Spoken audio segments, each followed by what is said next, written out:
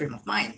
Today is Ramadan day 15, which means we are there into the month of Ramadan. So in 15 in like another 15 days, it's it's done.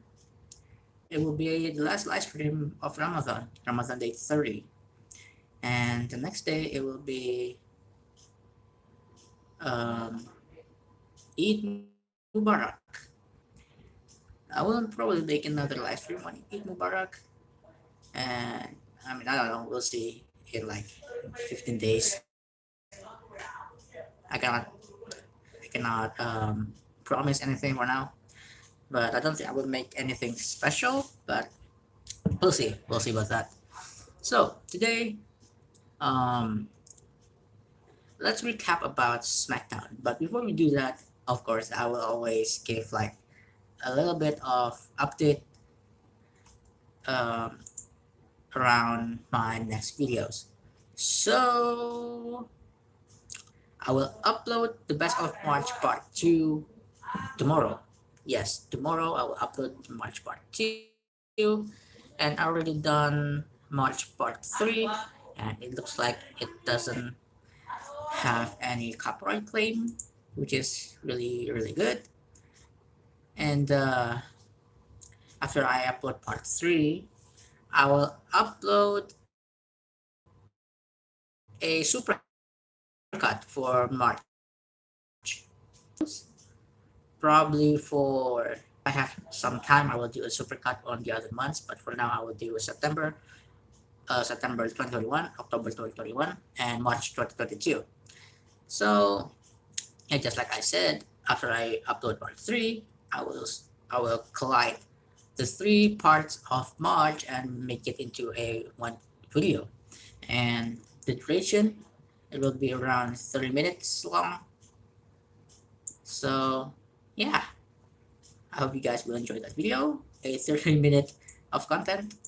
I mean, it's the stuff that you've already seen, but I mean, if you guys are bored, you can just watch the 30 minute of things to catch up instead of watching the one parter thingy. So I made a poll last night about which video I should make first. This is about the anime opening what if videos. So I put Spider-Man, The Batman, Doctor Strange, Moon Knight, and FNAF. The thing is, I forgot. Uh, that poll I scheduled the poll, so I want it to be up in like 11 p.m. on my time zone. I forgot I made that poll, so I was watching like some of my old videos, and then I was like, "Damn, I really like my Spider-Man No Way Home anime opening." So I decided to share it on my community tab. Like, this is my best freaking video to date, and I forgot that I made a poll for which anime opening I should make next. So of course, the majority will pick Spider-Man. Yeah, it was really an error in my end. I mean, there's still a possibility that Spider-Man will win, even though if I don't share the my video, my Spider-Man No Way Home video. But yeah, uh, it's just I don't know, man. Spider-Man No Way Home, my project will be 3 videos. So yeah, this is going to be really hard to make. It's going to be really hard to make because I promised to make 3 videos on this thing. 2 openings, 1 ending. I already got the songs. I already got the playlist for the footages that I want to use. So the song for the opening, it will be the first one is what is it? What's the name of the song? Kakero Spider-Man. There you go. So if you guys don't know what Kakero Spider-Man is a theme song uh for a tokusatsu series in Japan called Spider-Man. Yeah, the Invincible Spider-Man. So if you guys don't know, in Japan back in like the year 19 something, I think. Yeah, it's back in 19s. I don't know if it's in the 90s or in the 80s, but they made a tokusatsu series for Spider-Man, and yes, that is it's legal. It's legal. It is a they got permission from Marvel to make that series. So it's not some sort of like bootleg Spider-Man, but it's like it's legit. They get permission from Marvel Comics to make that series. So yeah, that's one of the songs that I will make. Uh, that I will use. I'm sorry, that I will use, which is Kakiro Spider-Man. The song goes like this. Uh, Dildo na na na na na na na na Spider-Man na na na na na na na na na na na. It goes like that. So I will use that song. The song is really good, especially the lyrics. I really like the lyrics, but I don't. But the part that won't make any freaking sense is the lyrics. Change Leopardon because Leopardon is a mecha that is in the series. So yeah, if you don't know, Spider-Man, the Tokusatsu Spider-Man has a mecha like Super Sentai and Power Ranger.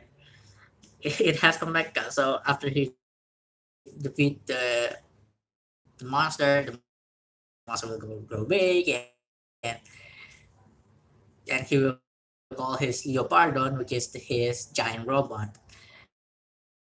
I call it mecha. In our words, we call it mecha, like mecha, like ME. Will make sense, but I don't care. I don't think I can take it out of the song. I think I will kind of play with the speed of the song a little bit and play with how the song went because the song has three verses, and I think I will combine some of the parts of the instrumental to make it a little bit longer because I want to play with the speed. I want to make it a little bit faster and make it a little bit faster. The duration of the song will be shorter, so I will try to make it like 1 minute and 30 seconds exact, like around that time. Like the duration, I will try to make it around that time. So the next song for that video will be if you've seen a couple of my anime opening videos, I've been using a cover from a channel named Thai McGrath. He's a really talented dude, and I really appreciate that he's been giving a lot of permission for his covers. And I did ask for permission for one of his songs like last year, and that is um, what is it? His Spider-Man song. So he made a song for Spider-Man. It was called uh, I turned Spider-Man into an anime opening. I think Thai McGrath. Let's see here. Thai McGrath. Because he's done this multiple times. He's done this with Five Nights at Freddy's. He's done this with Batman, and that is why FNAF and Batman is on the list because I want to make my own version of Batman anime opening and FNAF anime opening. Um, and he also made one for Sonic. So there's a possibility that Sonic will be part of the list as well in the near future. So here, where is this Spider-Man? There you go. We give Spider-Man No Way Home an anime theme. Yeah, that's the song that I will use. The song is really good. Um, it's a combination of J. Robert Harris, which is the original Spider-Man theme, Nickelback, which is the Spider-Man Sam Raimi's uh, theme song, not the Spider-Man theme song, but the theme song for the movie, like the movie's song, and then Post Malone's Sunflower. So it's a combination between those three. He combines them, make it into a song, and make it into a Japanese song, which is this guy's is incredible. And I got a permission to use the song, so that's why I will use that song for my Spider-Man anime opening. And for the ending, I still have not got the permission to use the song because I've been trying to leave comments on their channels, but they have not responding to my comment for my permission. So I'm hoping it's fine if I use their cover. So I will use Akuma no Ko, which is an ending theme for Attack on Titan. season finale part 2. And the cover will be performed by um, Nordex. I wanted to use one from Ty McGrath, but his version has a metal thingy because it's like a thing that he do in his channel, which is make anime opening into like their metal version. That's how I find his channel. That's how I found his channel. But Nordex still try to keep the originality of the song. I did try to use just cosplay sings cover, but her version is a full version and her short version is in English, so I'm not going to use that. But Nordic cover of the song is beautiful, it's incredible. That's why I'll be using that for the ending. So there you go. That's a little bit insight for my Spider-Man anime opening and endings, openings and ending. So now let's get into the recap for SmackDown. God damn, it took me a long time to just address the thing. So where is it? Where is it? Go SmackDown. That number. I don't know which number. Episode 15th of April 2022. So the episode started with a promo from RK Bro and Usos. Uh, they talked for a long time. Basically, it says that RK Bro accepts the challenge, which is to unify both titles, and this match will happen in Backlash. I don't know how you feel about it. Uh, Title unification back to back.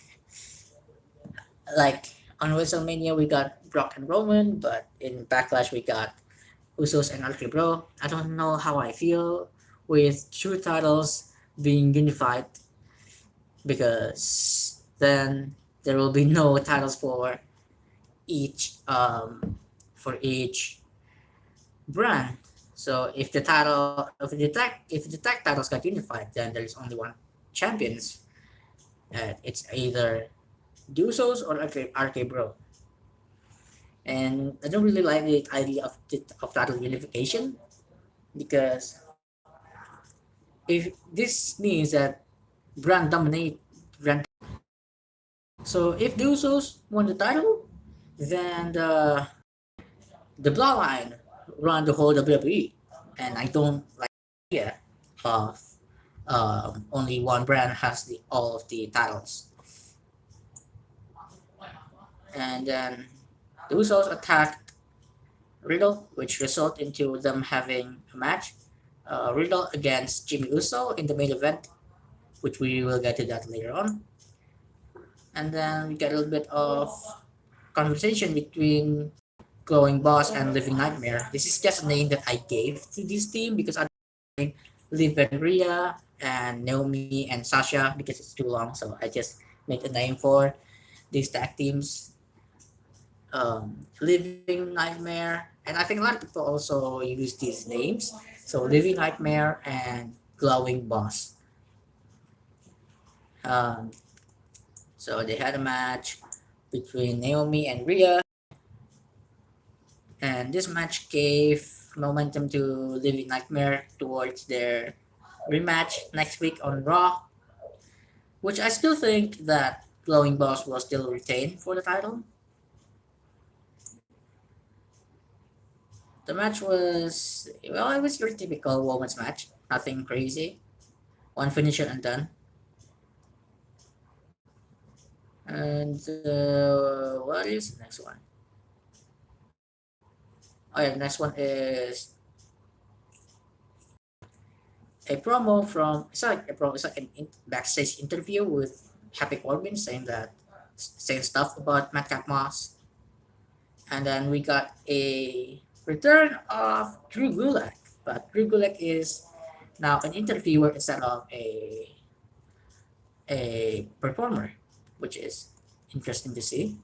And turns out this is actually like a tryout for Drew Gulak. This is storyline, of course. This is a tryout for Drew Gulak's role as interview. So the moment when he interviewed Madcap Moss, that is his tryout to see if he's good enough to become an interviewer on SmackDown. And then we got a match between Madcap Moss and Humberto. which is won by Mike Moss, and a lot of people are really into Mike Moss as a top babyface on SmackDown. He's really good. He's really jacked, and he's really good in the ring. And um, Charlotte Flair came into the office of Adam Pearce, says that who made the match between her and Ronda Rousey and I Quit match official on Backlash. And then Drew Gulak came into the office and says that and asked how did he do on his first interview, and then Charlotte was like, that's disrespectful, cutting someone's conversation, and then she was like, why don't you interview me in the ring? So then he did. He interviewed her, said some stuff that um, made Charlotte mad. For example, Charlotte tapped out in WrestleMania, and right now the person who should be SmackDown Women's Champion is Ronda Rousey, and that made her mad. So she said, "You need to get the heck out of my ring right now." And then Drew Gulak was like, "All right, fine. I will go back to backstage." And then she attacked the back of Drew Gulak's knee and then delivered a figure eight, which is, I think this is the first time in like probably 4 years um, a female superstar attacked a male superstar. Because I don't know the last time we've seen this, but I think the last time we've seen this is between Carmella and James Ellsworth, which is James Ellsworth in WWE was 2017 ish, right? So maybe around 4 years ago, almost 5 years ago. But I don't know if there is also a moment where a male superstar or a female superstar attacked the other gender. And I don't know if it's been a thing. I don't know if it they done it after the James Ellsworth storyline, but it was pretty surprising to see that Charlotte Flair locked the figure eight onto Drew Gulak. It was pretty refreshing to see that. And then we got a rematch between Drew McIntyre and Sami Zayn. The match did not last long because Sami Zayn kept um, running away. And then Drew McIntyre won again by count out. And then Adam Pearce talked to Sami Zayn, says that next week you will have another match against Drew McIntyre, and the match will be a lumberjack match. So Sami cannot run away anymore. Lumberjack match sometimes can be fun. The last lumberjack match we got in WWE was between Damien Priest and John Morrison, which is last holy, which is last year, like a week after WrestleMania Backlash. That is crazy. Almost a year ago was the last lumberjack match on WWE.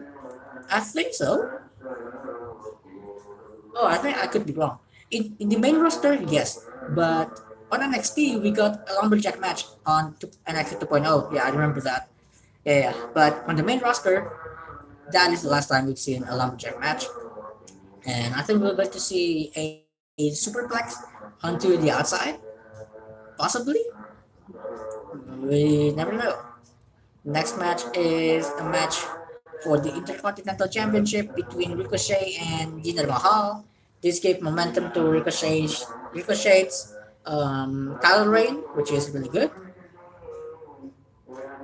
He retains the title like pretty easy.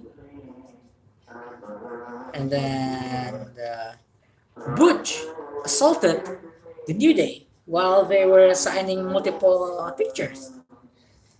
And yeah, let's see how this rivalry between Team Fight Nights and the New Day is going to go, and let's see how the character of Butch is going to be built in the next weeks or so.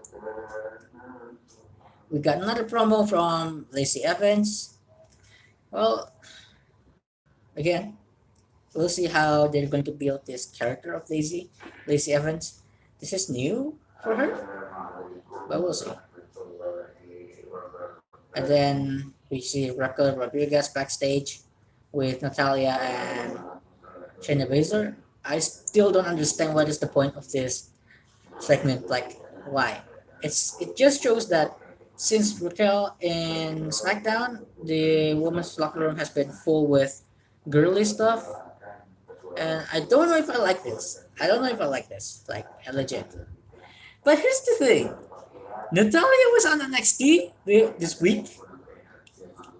She had a segment with Cora Jade, but it's still weird that she didn't recognize Raquel Rodriguez as a former NXT superstar, which is really weird.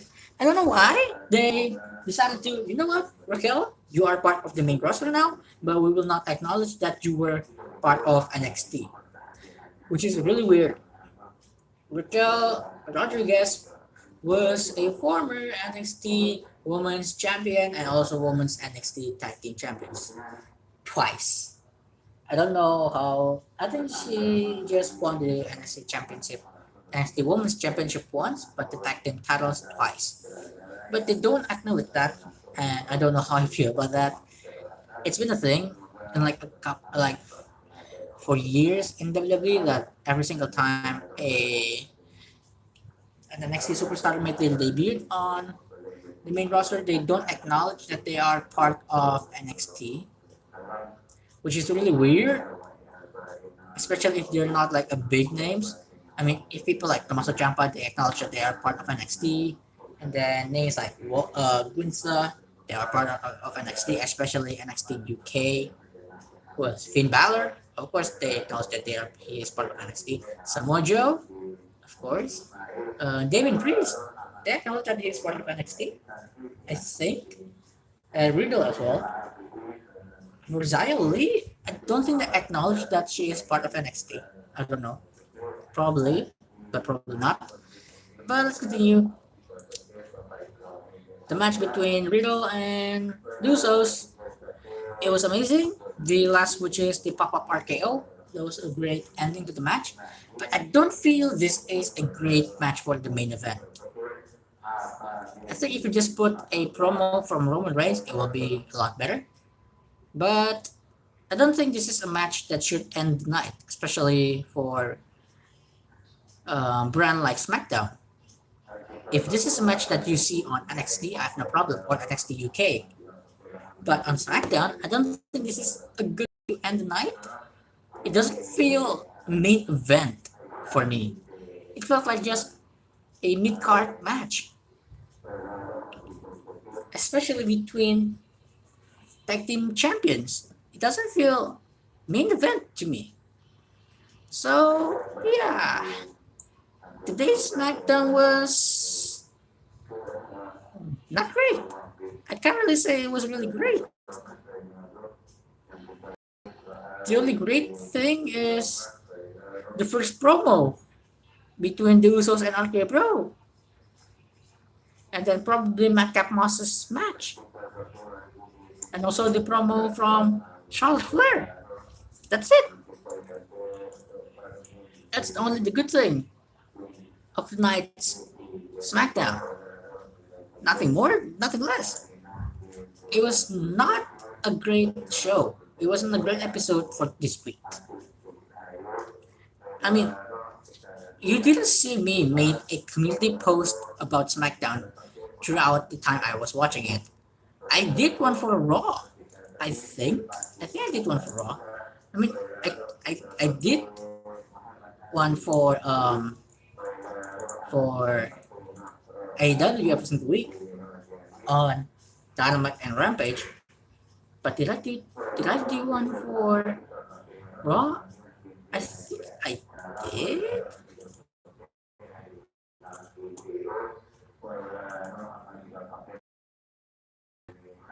Let's see here. I can't remember if I did or not, but I think I did.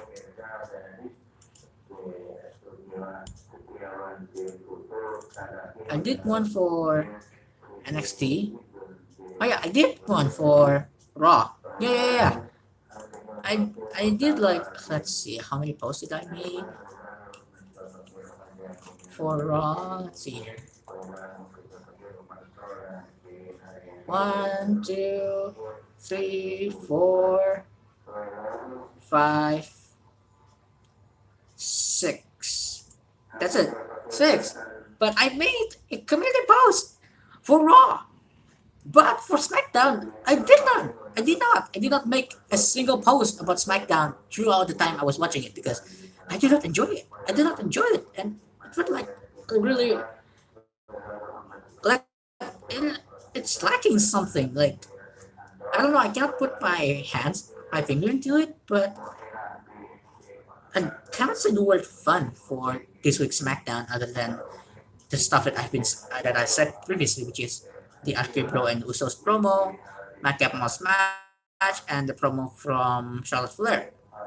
That's the only thing that was enjoyable from last night's SmackDown. But I don't know. It's just not. I don't like it. I don't like it. I don't enjoy it. I mean, I watch it, but I don't enjoy it. I don't like. Oh yeah, I don't feel like. Oh yeah, there is a really great episode. I don't feel that way. So I think that's all I say. That's all I can say about last night's SmackDown. I will try to cover AW Battle of the Belts tomorrow, and turns out AW did make a promo video for AW Battle of the Belts. Let's go! So I could make Battle of the Belts an opening. What do you guys think? Should I make one? I think I would make a poll about it, but sometimes when the poll doesn't really go to my way, I still want to make it. But I don't know. Should I make a poll about anime opening? Let me know. I think I will make a poll about it. Uh, AW made a promo video for Battle of the Belts, and I think I cannot waste this opportunity to make another video before tomorrow's midterm test. Hey, so yeah, thanks so much for stopping by. I'll see you guys tomorrow on another live stream. Peace out.